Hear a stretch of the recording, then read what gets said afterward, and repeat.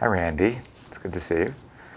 So your book begins with the line, I have an engineering problem. Why did you start it that way? Facing your own death is something that you can look at in a myriad of ways, and looking at it as an engineering problem for me frames it as, I have things I can do that will make a difference, things that will help my wife, things that will help my kids. The more existential side of this, the navel-gazing, the oh woe is me, that's not going to help anybody. So for me to frame it as an engineering problem, put the focus on, okay, I may not like this situation, but what can I do with the remaining time to make the best outcome I can for everybody that I love. And you chose those words to begin the book, though. You wanted to say something right up front, which was? I think that one of the things about the book is that there's sort of a recurring theme of kind of a third way. You don't have to confront your death the way that most people have traditionally talked about it. And to some degree, I think I like to approach it pragmatically. It's what's the Serenity Prayer? The things I can change, the things I can't, and the wisdom to know the difference. Yeah. There are things that I can do that will matter, and that's where I wanted to pour my energy. So Jay, your wife, she always wanted you to write a book. Even before you gave the last lecture, she had something called the manual. What was the manual? When I first got the diagnosis of cancer, there was this realization that statistically I was unlikely to beat it. Now, we were always very optimistic and we wanted to win. But when they tell you 85% of the people die within 5 years, and that's after a lucky surgery, it's a little bit sobering. And my wife Jay had said she wanted me to start writing down everything in the manual that was the stuff, as mundane as how to manage the investments to as lofty as what are the most important values to pass on to the kids. And I think that the book for her was really a way to pull everything out of me. And that was very important to her. And I think it's a comfort to both of us to know that you can't extract everything from a human being, but we've certainly squeezed a lot. Right. So the manual, she just wanted a manual for her and the kids? Yeah. And the honest truth of the matter is that there are really only 3 readers of this book that I care about. I mean, all the other ones are nice, and I'm thrilled that other people may get benefit from it, but I joke with the publisher that I really didn't care about sales after the first 3 copies. Yes. And they get free copies too. There you have it. So, yeah. So we should start maybe. How's your health? The lecture was months ago, and you look great. But tell us about your health. I've been very fortunate. In August, I was told I probably had 3 to 6 months of good health left, and I'm still in reasonably good health, and I've clearly beat those numbers. Now, this is not some miracle, and it's not like the doctors were proved wrong. Those very same doctors said there are things we can try, they usually don't work. And we caught a break. So I was given a drug called gemcitabine in combination with a drug called Tarceva, and those basically have kept the tumors at bay. We recently added a 3rd drug called Avastin, and I have a website that chronicles all this for people who really want to know. And there's nothing particularly exotic about what I'm doing. It's relatively straightforward palliative chemotherapy, and we just happened to catch a break. So the tumors are not yet affecting my health. All of the health problems that I'm having are side effects from the chemotherapy.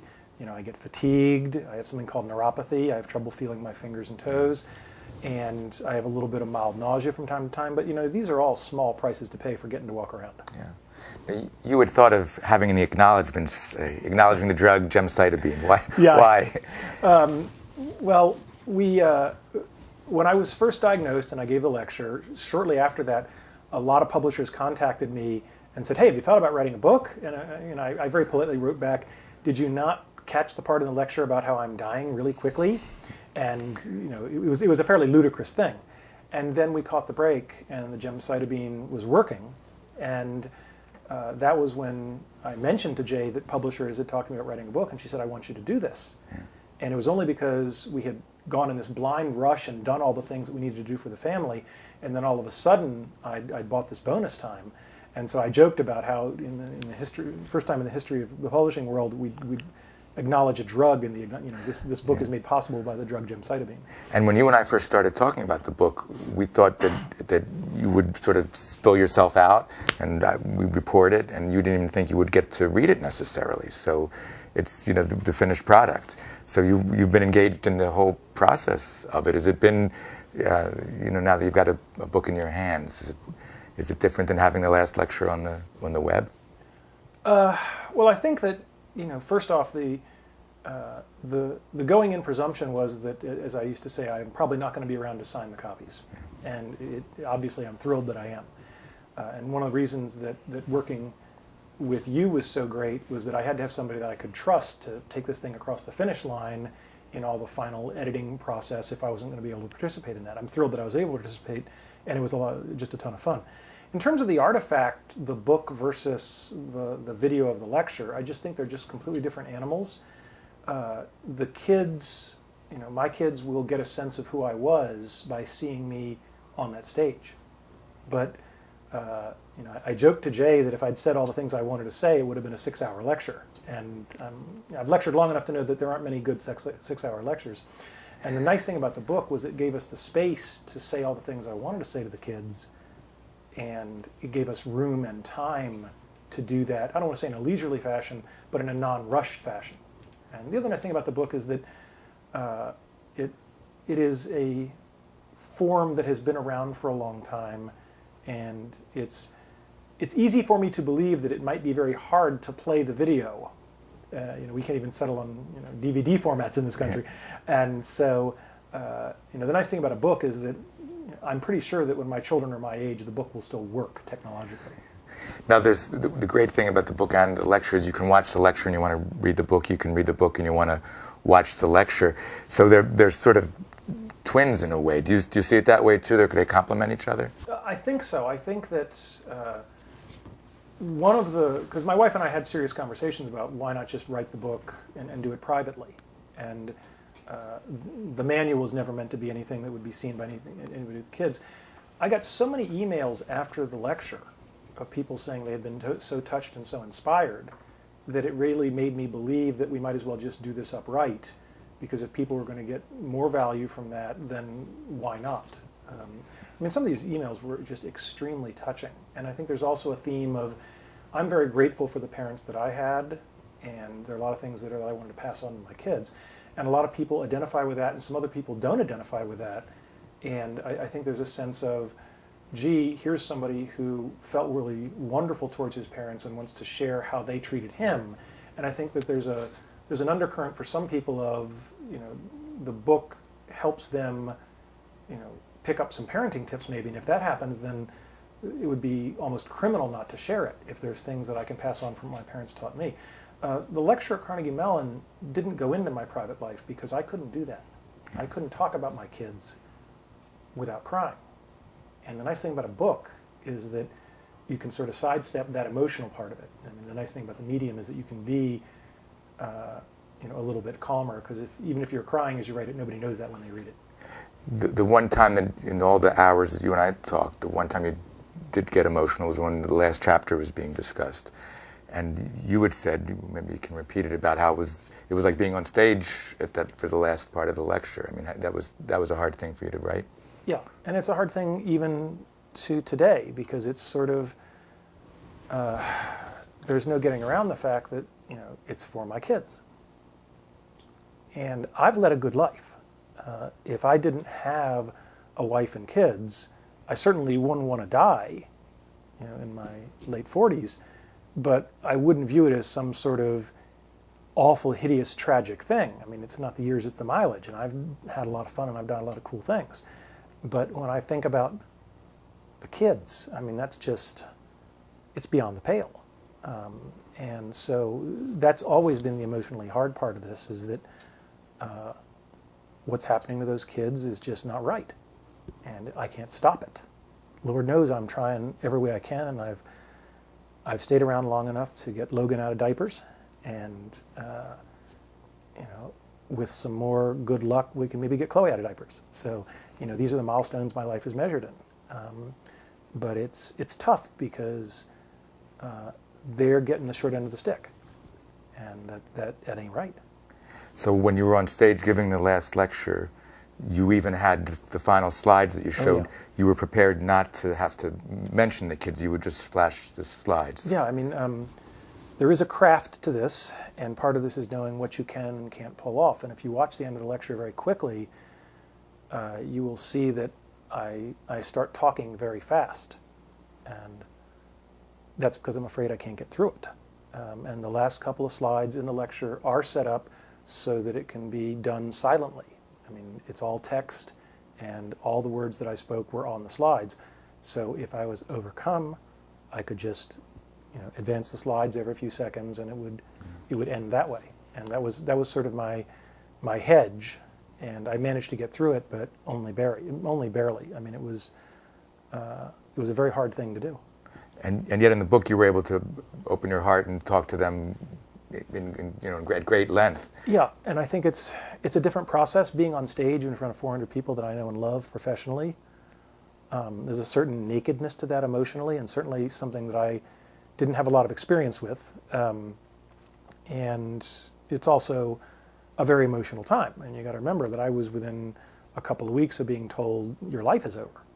That's a pretty emotionally challenging thing.